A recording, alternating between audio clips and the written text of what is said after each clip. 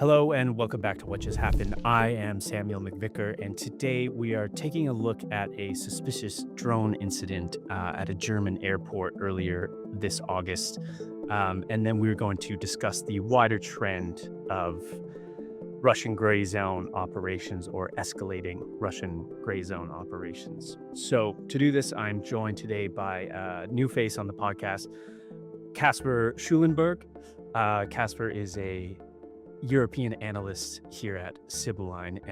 Caspar and his colleagues have been covering Russian gray zone operations quite extensively over the years, and definitely within the past couple of weeks since this drone attack. So that includes reports and just yesterday a special briefing webinar on this topic. So real pleasure to have you on today, Caspar. Thanks for joining. Thank you, Sam, and thank you for having me on. There was a drone incident at an airport in Germany on August 4th. Can you fill our listeners in what exactly happened? Yes, absolutely.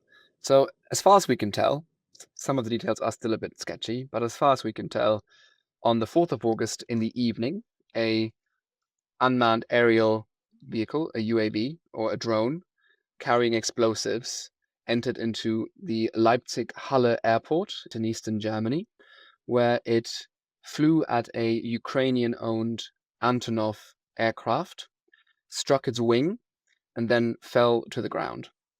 It did not detonate, and it took 4 hours for a bus driver to then spot the drone lying on the ground, quite a small drone, put his foot on it, alerted security, who then came in with bomb disposal specialists to neutralize the device. There's some sketchy reporting about whether or not the plane was loaded with ammunition or not. This was a cargo plane often used to send ammunition to Ukraine for their war against Russia. However, the plane was definitely fueled, and where these airplanes carry their fuel is in the wings, which is where the drone struck. This appeared to have been a small quadcopter that was professionally retrofitted, indicating a high degree of technical sophistication. And subsequent investigations have found that the detonator was defective, which is why it didn't detonate, highly likely preventing a far more serious incident. And while all of this was going on, there was a big disruption at the airport. The operations were suspended.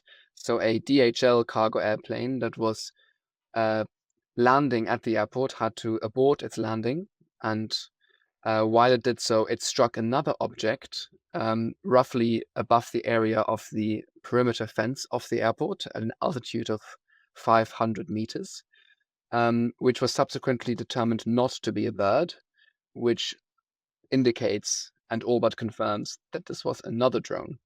So this is more or less what happened. And the reason why this raised so many alarm bells is that it indicates an escalation in this drone activity that we have seen across Europe. It appears that this attack only failed because of good luck for Germany or bad luck on whoever was instigating it. If successful, this attack would likely have entailed civilian casualties. And also, it showed that anti-drone systems remain grossly inadequate in Leipzig and also likely elsewhere. As I said, this drone was not detected by the airport's anti-drone system, but by a bus driver, indicating a high degree of sophistication to avoid detection systems, but also that these systems are not up to the task. Thank you, Caspar. So all of the news coming out about this incident is essentially pointing the finger at Russia, and your desk's assessments have said this is highly likely to be a Russian operation. I just want to know, for folks who haven't read the report, what gives your desk the confidence that Russia was behind this? So our assessment is supported by numerous factors. One, while this is an escalation, the incident does fit in well with the broader pattern of gray zone activity we've seen from Russia. To American intelligence rather quickly came out saying that this was a drone with Russian origin. There's also now been a DNA link with this incident DNA recovered from the drone, which was a match with a European database, which led to Lithuania and certain Russian operations there. And then fourthly and lastly, there's also been something of a soft acknowledgement on behalf of Russia. The Foreign Minister Sergei Lavrov recently said, and I quote, "We will strongly enhance our methods to destroy everything in the West that supports the Kiev war machine. In fact, we're already doing it." End quote. So these are the numerous factors which support our assessment. We can be fairly confident in that. Yeah, gotcha. Thank you. Okay, so let's move on to these to the broader topic of gray zone tactics by Russia against the West. So we have covered this extensively, both through Sibylline reporting and on this podcast with many different guests. But to anyone just tuning in, and for our listeners, can you explain very briefly what does your desk consider to be gray zone operations? What does it mean in practice? And where does this recent Leipzig incident sort of appear on that spectrum? So gray zone tactics they're different from sort of conventional out in the open warfare, maybe some kind of kinetic confrontation. They are more low level action that is taken against an adversary that can easily be denied or might not even be immediately registered as a hostile attack. The aim of these gray zone operations is usually to probe defenses as well as probe the capacity for the target to identify it as an attack and their willingness to attribute it to the malign actor in question. The term deniability is very important here.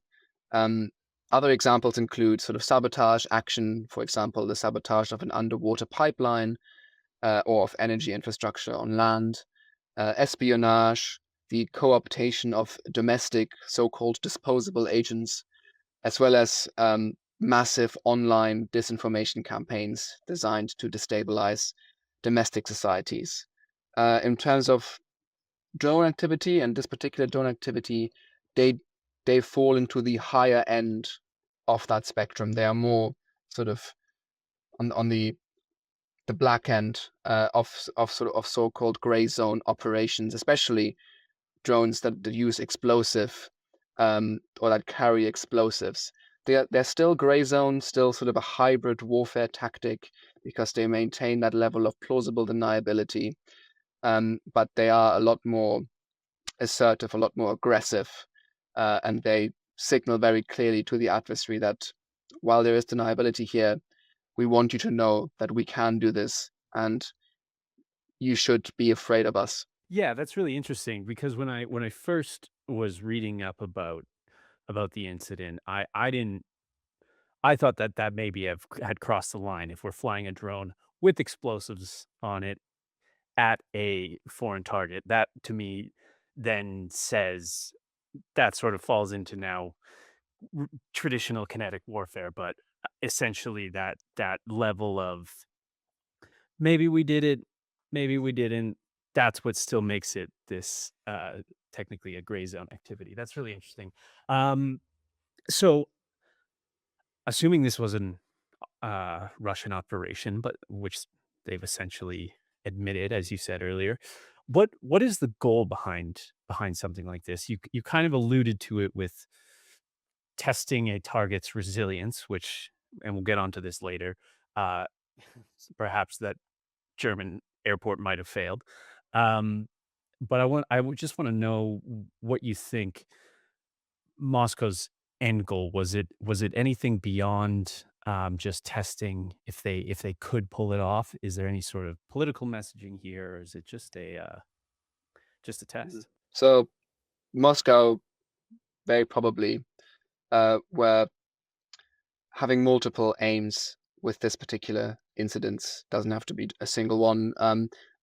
Obviously, even if this had been a successful attack, the Ukrainian war effort would have continued. Germany would have still been a supporter. So it doesn't. This attack was not intended to materially uh, damage Ukraine's battlefield chances.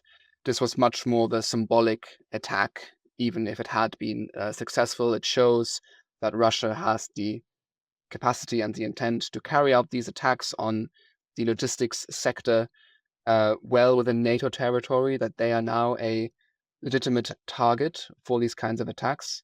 Also means people in the energy sector on the wider industrial base know if they can target the logistics industry, then we are likely targets as well.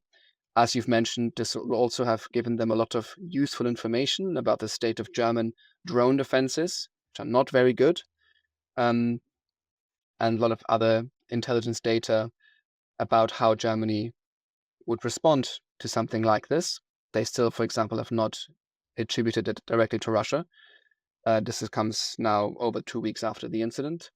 And another, maybe less obvious goal that Moscow likely was after is that this is also a good way of probing how to exploit divisions within German domestic society, because Ukraine is increasingly becoming a polarizing issue in Germany, especially in Eastern Germany, where this attack took place. It's a hot topic.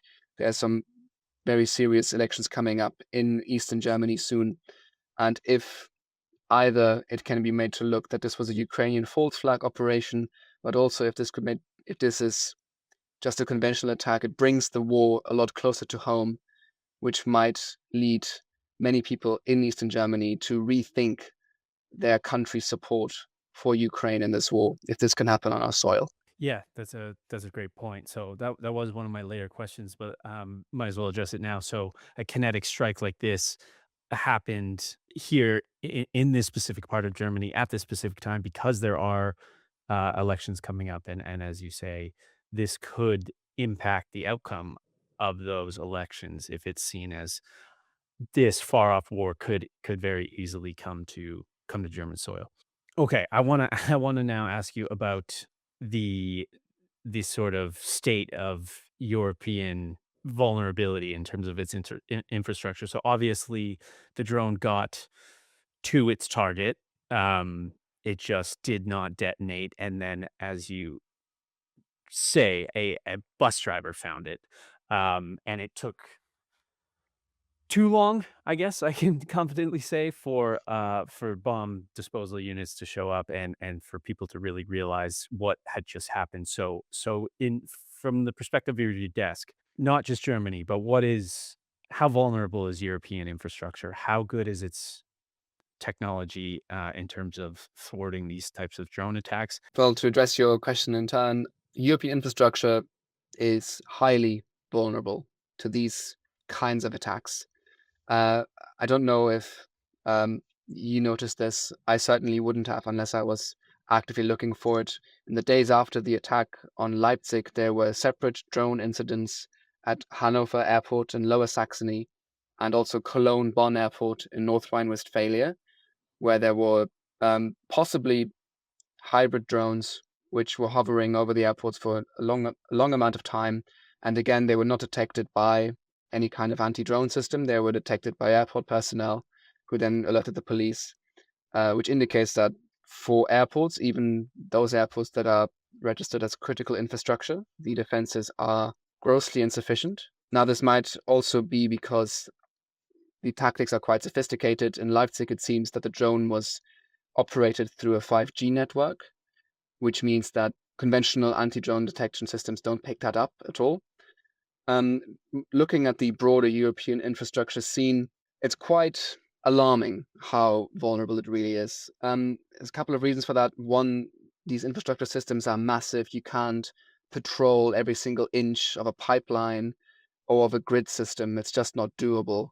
And they can very easily be attacked and cause cascading effects. We saw something along those lines earlier this year in January when the Berlin power grid was affected by a small cable fire, which left tens of thousands of households and businesses without power for a couple of days. The good thing is that defenses are ramping up. A lot of European governments are realizing the scale of the threat. Germany has, after this attack, again reiterated and announced further measures for these anti-drone systems, more research centers, more cooperation with other countries and their drone systems. as well as this big federal law, the critical infrastructure umbrella law, which has lots of requirements for infrastructure operators to have stronger defenses with government support. However, this will take time, and in my assessment, there's a crucial gap between now and when the majority of these sites will be adequately protected. And this is the kind of gap that Russia is highly likely seeking to exploit in their intensification of attacks in coming months, because they have the capability and the intent, as I've said, and the insufficient security state provides them with the excellent opportunity to carry out these attacks before defenses are sufficiently ramped up. So, in a word, the state of European infrastructure is not very good. Yeah, thanks. Thanks, Caspar. Yeah, it's the same feeling every time we speak about these Russian gray zone operations. We spoke a few episodes ago with some experts on just how unprepared the UK is navally when it comes to these sorts of things. A lot of undersea cables are at risk, and the protections are just non-existent and non-existent. And then, as you say, to get that in place will take time. What I didn't know that is very alarming is what you've just told me, is that there was other incidents around the same time at different German airports. So this wasn't an individual operation. It was part of a coordinated sort of campaign. Is that right? It's hard to say that with confidence. The incident in Hanover, uh, I mean, there's not enough data on these because the drones weren't found. They were just hovered over these airports for a while. The incident in Köln-Bonn appears to have been a domestic troublemaker. The pilot was identified, charges were brought against him. Again, it does underscore that the defense systems aren't very good because it took a long time for that drone to be detected, but it doesn't appear to be that case was linked to Russia. The case in Hanover is a little bit more sketchy. The drone had high endurance, which indicates that it was not a commercial drone and indicates a significant level of sophistication. And authorities there have said that a hybrid attack or a hybrid activity is plausible. Again, if this was a coordinated attack on multiple airports at the same time, maybe not. It's hard to say that with confidence, but it does underscore the insufficient state of defenses. And also, again, the fact that we're not sure feeds into the deniability, the uncertainty angle of this. It doesn't always have to be Russia for the threat environment to display its insufficiencies. Yeah, understood. Okay, so finally, where does this go from here? So we've spoken about, in 24 and 25 there were jets and unidentified aircraft just sort of entering airspace and leaving. This now represents a significant step up from that. If this is indeed a continuing escalation, is there anything your desk is looking for that Russia would be testing or targeting next? And how and can Germany and the rest of Europe respond to that? We cannot say anything for absolutely certain, of course, but we assess that these kinds of incidents involving drones are increasingly likely to occur, not just over military and logistics sites, but increasingly over energy, industrial, and maritime sites as well. Anything really that is a strategic sector which undergirds the economy or the military support for Ukraine. The usage of an explosive laden drone in Leipzig, even if it failed to detonate, is a marked and very concerning precedent and suggests that the intent to cause an explosion is very much there. Um, it's a realistic possibility that an attack like this one will succeed in the coming months. Russia will likely try to keep this escalation under the threshold of triggering Article 5 of the NATO alliance, which is its collective defense clause. It's not an automatic declaration of war. It's a consultation to maybe declare war or to see what a appropriate response would be. But of course, this would be a very significant step to be taken by NATO.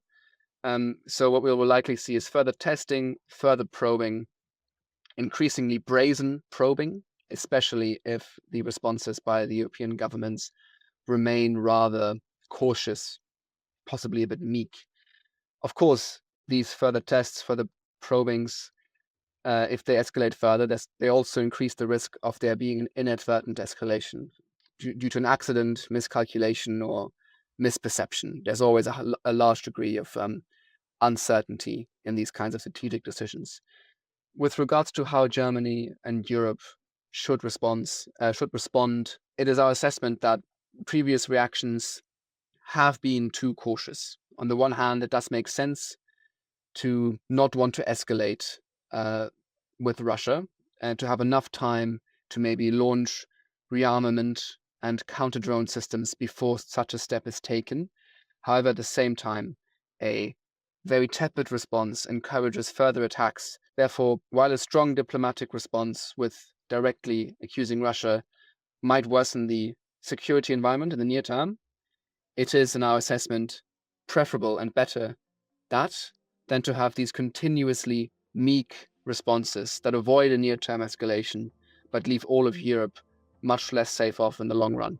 Thank you very much, Caspar, for taking the time. And folks, if you are interested in participating in any of Caspar's desk's webinars or getting your hands on some of the reporting coming off their desk, I know they'll be taking a look at this in the coming weeks. There will be links in the caption down below, info@sibylline.co.uk. Please do reach out. Caspar, thanks again for taking the time, man. If anything else happens in the future, I'm sure we will drag you back on. Thank you very much, Sam.